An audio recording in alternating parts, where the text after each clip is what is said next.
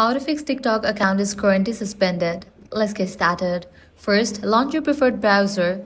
In the address bar, type support.tiktok.com. Hit enter and wait for the page to load. Scroll down and tap Safety. Then tap Report a problem. Scroll until you find Report another issue. Tap on it, then choose the online reporting form. Now fill out the form. Under Topic, select General Account Inquiry. Under Category, choose Other. Enter your TikTok username. Enter your email address where TikTok can reach you.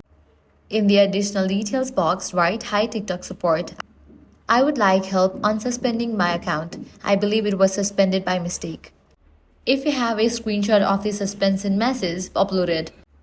Tick both agreement checkboxes, tap Submit. TikTok typically replies within 24 to 48 hours. Keep an eye on your email for updates. And that's how to fix a suspended TikTok account. If this guide helped you out, do not forget to like, share, and subscribe. Thanks for watching.